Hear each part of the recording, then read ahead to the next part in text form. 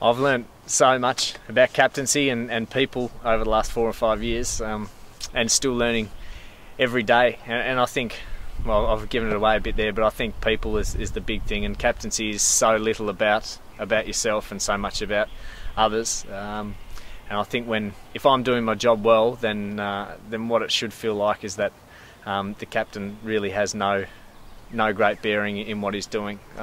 All I try to do and try to be is a person who instills a lot of confidence and a lot of belief in the players that he's playing with. And certainly that's something that we've worked really hard at Tassie, and making sure the players drive where we want to be going, both as a team and as individuals. And my role within that is to certainly keep trying to make sure guys feel comfortable, but are challenged at the same time, to make sure they're always going to be their best. And it's not something that is particularly natural. I don't think I'll ever be great at it, but I think it certainly has given me my most rewarding moments, because it's a great thing to take the focus off your own game, and you know, the feeling you get when you've worked really hard with a player or with a group, and to see them have success is pretty special. I'm not sure the way I play the game there's ever going to be a moment where I feel like I completely belong at the international level. I still I still spend most of my net sessions looking across to see how Ricky Ponting's batting.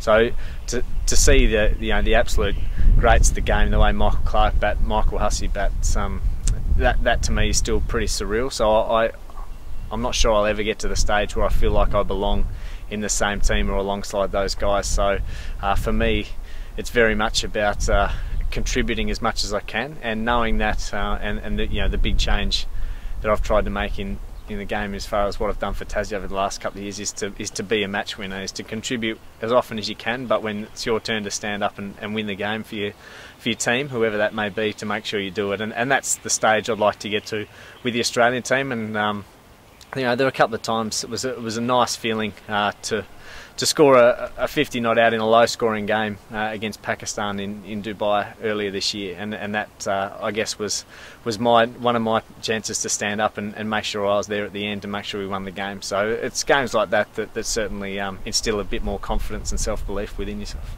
There is room for self-doubt, and I think that's probably a battle that a lot of players still deal with, and one of the real keys is to make sure that you can put that to one side. But the old saying that cricket is 10% physical and 90% mental, whether the numbers are right or whatnot, I think there's an element of truth to that, no doubt, that there's a real battle that goes on in each player's head. But if you can conquer that, and if you can walk to the middle and have absolutely no doubt, and I guess that's part of preparing well and making sure that you're ready to play every time that you step across the line, then that's one of the battles that you don't have to worry about.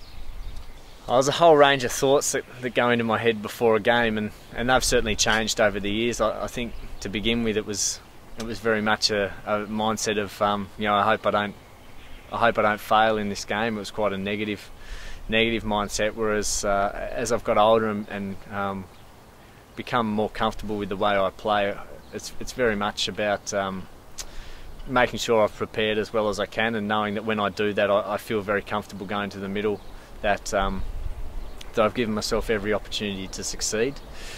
So as a captain, I guess part of what goes through my head is making sure that my teammates and our game plans are ready, and that we're ready to go in terms of what we're about to do. But I think the most important job as a captain is still to perform as a player. So whilst there's always, I guess, one part of your mind thinking about the team, you've very much got to make sure that you're ready to go as a player yourself. So it's a bit of a balancing act, but that's probably been the biggest change since becoming a captain, is making sure that your own game is absolutely in order, so that you don't have to be wasting too much time stressing about whether you're ready to play or not.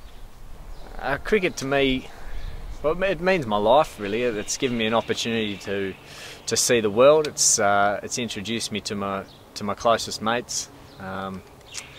It's taught me a hell of a lot about life, and there's no doubt that being a batsman, it takes you to the brink every now and then. But there's some really rewarding moments as well. I think any team sport, but in particular cricket, I think it teaches you so many lessons about life that are really important, and that can be shared throughout so many different facets of your life. But there's no doubt that that without cricket, my life would be very, very different. And I'm very lucky to be able to sit here and say that I've had a wonderful life, and in no small way do I owe a lot of that to cricket. And it's you love it at times, you hate it at times, but there's no doubt it's a great game.